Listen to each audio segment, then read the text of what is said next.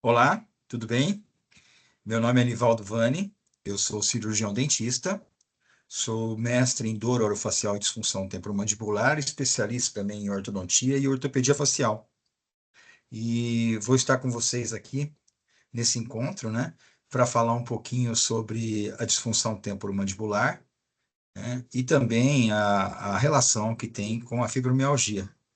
Eu gostaria de estar agradecendo a Renata Cobra pelo convite de estar participando nesse primeiro simpósio aqui junto com o Estado de Minas Gerais, né? E eu vou estar batendo um papo com vocês, né? Justamente sobre essa interação. A gente tem aí numa vivência clínica muitos pacientes que nos procuram com dores na face, com dores na região cervical, dores que são refratárias, dores que cronificam. Essas dores, elas são de difícil diagnóstico, porque muitas vezes elas têm um- uma inserção multidisciplinar, né, atingindo algumas áreas, não só da odontologia, mas áreas médicas também, que interseccionam, né? Isso às vezes causa um diagnóstico difícil, tanto para o médico, para o otorrino, para o neuro, para o reumato, e também para o dentista, porque você tem ali uma sobreposição de sintomas e áreas de trabalho, né? E também uma dificuldade muito grande, né, que sempre teve nos diagnósticos, a parte da odontologia, nas DTMs, nas disfunções temporomandibulares, né? Então, assim, para falar sobre esse assunto, eu trouxe um artigo que vou dividir com vocês aqui, vou colocar poucos slides aqui, mais para a gente ter um roteiro, né? E também para validar, para dar referência, né, naquilo que a gente está falando, né, para ter um respaldo aí científico do que a gente vai estar abordando. A gente preparou aí um bate-papo bem informal, né, voltado para um público leigo, né, e a ideia é justamente essa, né, trazer aí, né, quais são os pacientes que têm fibromialgia, né, quais são os pacientes que têm disfunção temporomandibular, né, ou se tem os dois, né, e acontece junto, tá bom? Eu vou compartilhar minha tela e para a gente continuar essa apresentação de uma forma um pouco mais ilustrada. E é isso. Então, nós vamos falar sobre um artigo. No final da apresentação, eu vou estar dando a referência do artigo, tudo, né, para quem quiser ir atrás, para quem se interessar, né, e também deixo aí é, meu contato para quem quiser também entrar em contato comigo. Meu Instagram é Nivaldo Vani, Vanni, pode me chamar por lá que a gente, se puder ajudar de alguma forma, né? Então, falando um pouquinho, né, sobre a DTM e a fibromialgia, né, que são duas condições de dor com manifestações inicialmente distintas, principalmente na superfície do corpo, né? No caso da DTM, ela está ligada praticamente à face, né, que é a área nossa de trabalho, porém, na fibromialgia, ela passa para o corpo todo, né? Então, dentro da DTM, né, o foco é uma dor localizada justamente na articulação, né, e nos músculos que sustentam essa articulação da boca, né, chegando a esparramar para ouvido e região de cervical, de pescoço, né. Os sintomas que a gente tem na DTM geralmente pode ter estalos na hora que abre e fecha a boca, pode ter dificuldade de movimento tanto para abrir e fechar a boca, quanto para lateralizar a boca, para mastigar, né. Dor de cabeça é muito constante, né? Dor de ouvido também é constante, é muito frequente. Tontura às vezes tem, e alguns casos de zumbido, não todos os zumbidos, mas alguns casos de zumbido, né? Os zumbidos somatosensoriais, eles têm normalmente origem em músculo esquelético, né? Então pode ter uma origem aí na disfunção temporomandibular.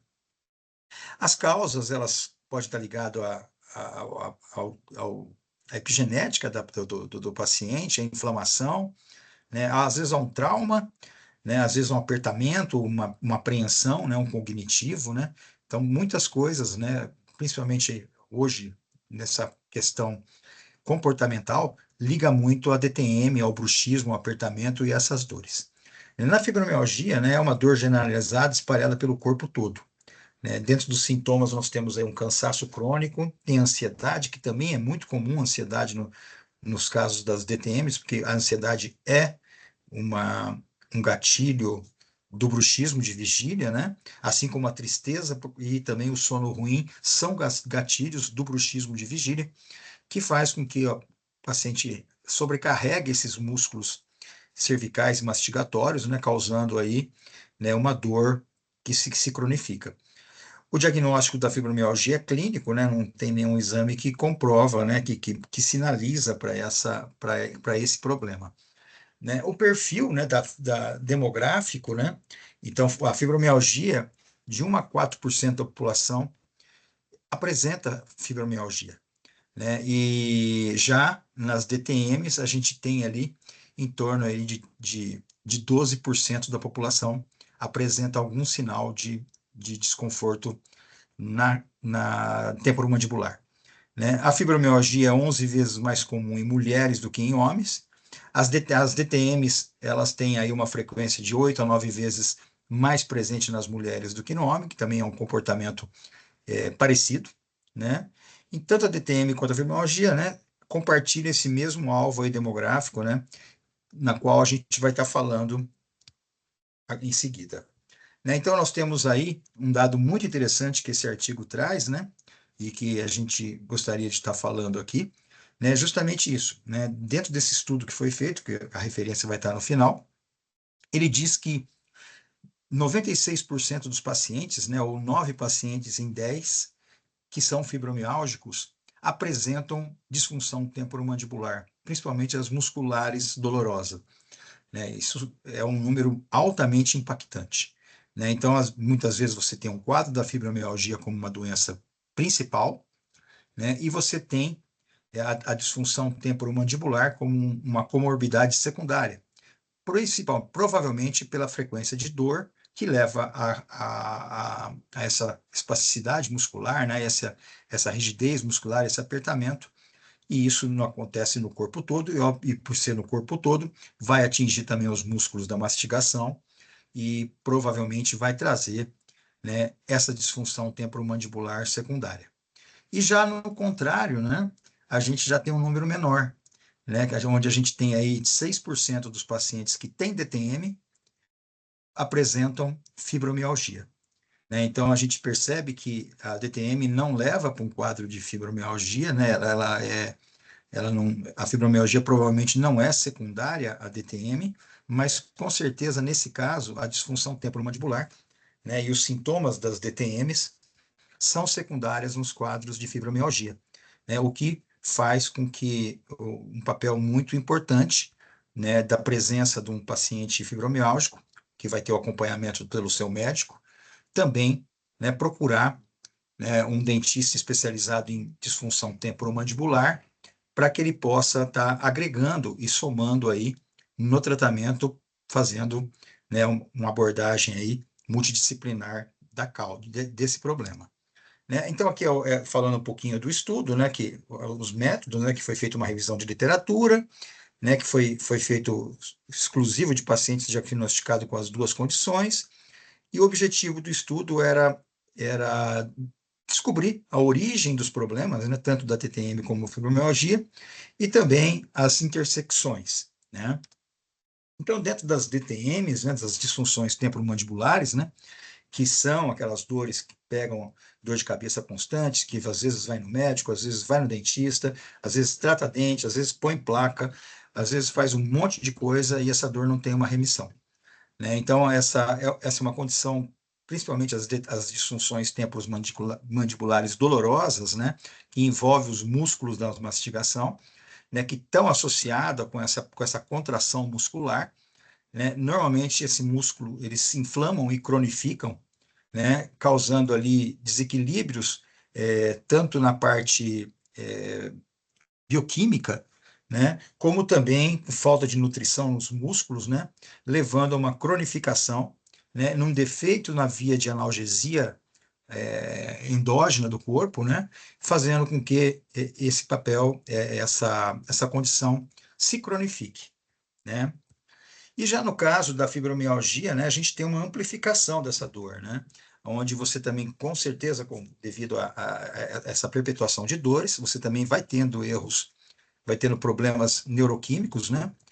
aonde você também vai apresentar uma falha analgésica, assim como na DTM, onde o nosso sistema de modulação de analgesia, ele começa a ter um desequilíbrio, começa a ter uma falha na, na analgesia, né, na supressão da dor, né, e isso acaba levando para uma cronificação, uma amplificação da dor, porque você vai tendo sensibilizações periféricas centrais, né, e essa dor, às vezes, um próprio estímulo leve, né, como um algodão na pele, no caso das alodíneas, né, que é uma sensibilização periférica, hiperalgesia, onde às vezes você faz um toque na pele, já é um start de uma dor elevada. Né? E, obviamente, que a gente tem um ciclo emocional, onde entra tanto um fator causal, como também um fator secundário, né? Porque a dor também leva a uma qualidade de vida diminuída, e também a dor também leva a esse desequilíbrio todo que intensifica. Né? E dentro desse trabalho, né, a gente não tem como buscar, né, e esse trabalho buscou, né, a origem da onde poderia estar vendo essa falha, né, e essa degradação, né, essa inflamação que se acontece nesses músculos todos, né, eles acabam fazendo um problema na oxidação do nosso oxigênio e da nossa produção de energia. E essa energia, ela é promovida, ela é gerada por uma organela bem pequenininha que nós temos nas nossas células, que são as mitocôndrias, né?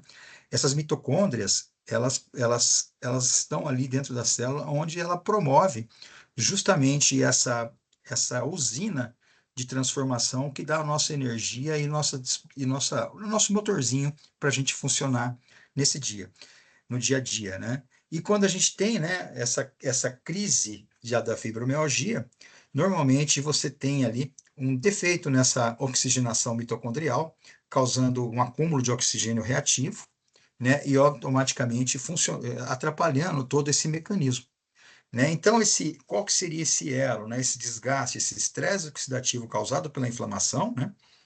Vai danificar essas células, o sistema nervoso também vão ficar sensível a esse dano, né? A gente vê ali, esse trabalho mostra que os pacientes com fibromialgia apresentam níveis baixos de uma enzima ali, que é a coenzima Q10, que ela é essencial para proteger e melhorar esse funcionamento mitocondrial, né? E aí a gente começa a ver, então, que o problema por esse estudo, né, que esse desgaste mitocondrial, né, não vai reparar a inflamação, e com isso você tem aí uma cronificação desses casos aí da dor e do paciente fibromialgico, né? Então, dentro desse trabalho que foi trazido, né, então ele busca tratar esse paciente com uma visão sistêmica, né, onde ele mostra que a DTM e fibromialgia não são isoladas, né, principalmente no caso do paciente fibromialgico. Ele, geralmente a gente viu que tem 96% de prevalência de DTM nesses pacientes, né? Então, é um processo que nesse caso, ele tem essa origem, provavelmente mitocondrial, que vai englobar esses pacientes com DTM e fibromialgia, né? E devido a essa biologia compartilhada, você teria que tratar, né, de uma forma global.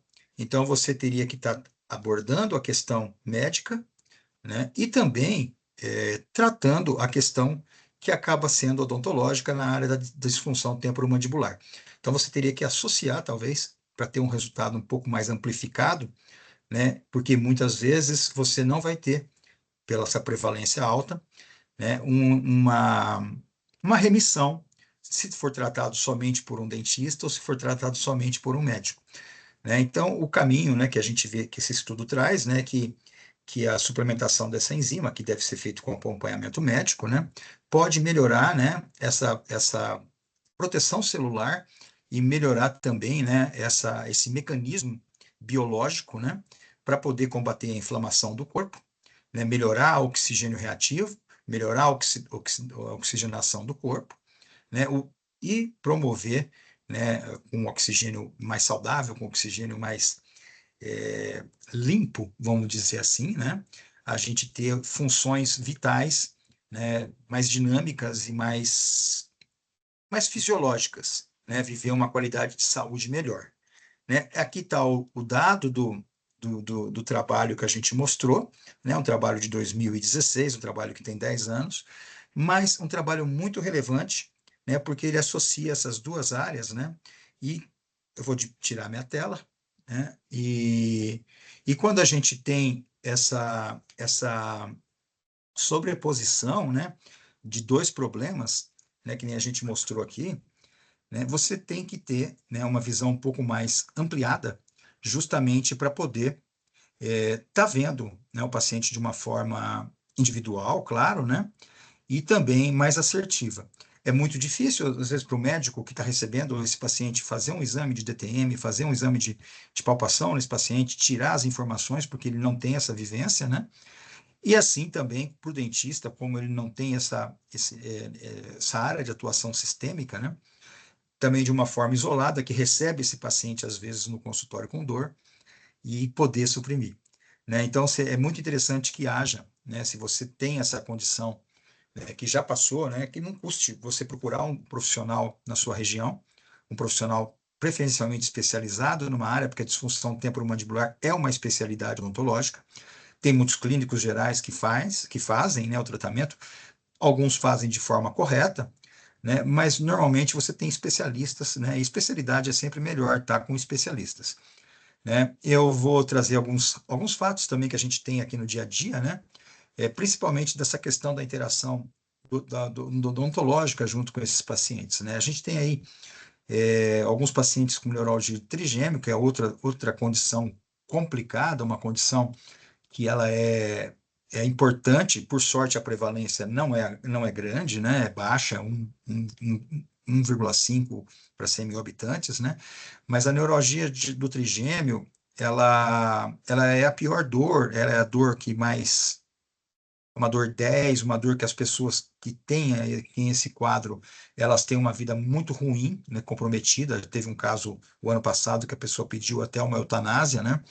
E é uma condição difícil, porque os tratamentos, tanto médico, cirúrgico, minimamente invasivo, eles respondem muito pouco a essa condição. Né? E assim, às vezes você trata um paciente com. Por que eu estou colocando isso? Né? A gente tem alguns casos de paciente que a gente começa tratando por essa dor, né?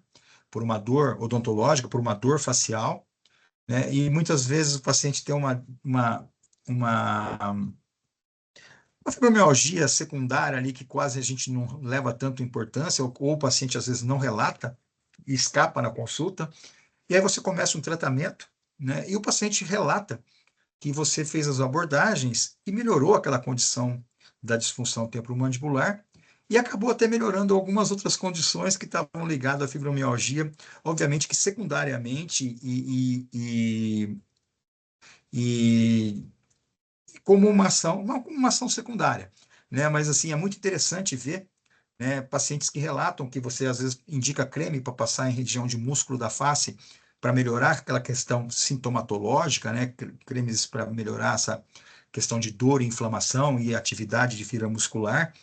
E a pessoa acaba passando em mão, acaba passando em perna e consegue ver, às vezes, alguma resposta nas dores que tinham origem fibromiálgica, que não era o nosso alvo de abordagem, não era o nosso objetivo de, de atender, porque está fora da nossa área, mas de uma forma secundária acabou tendo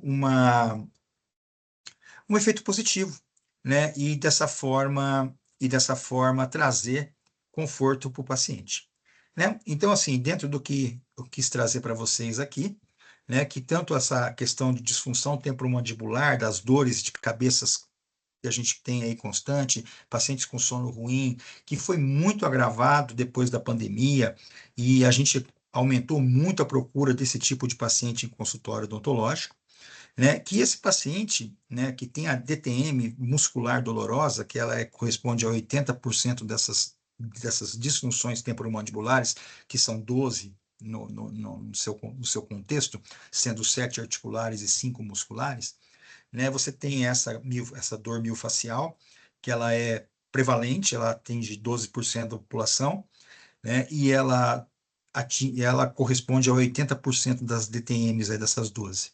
Né? E a gente viu aqui nesse estudo que a gente mostrou que desse pessoal que eu falei, que são 80%, 6% tem uma fibromialgia, né, por esse estudo que foi avaliado.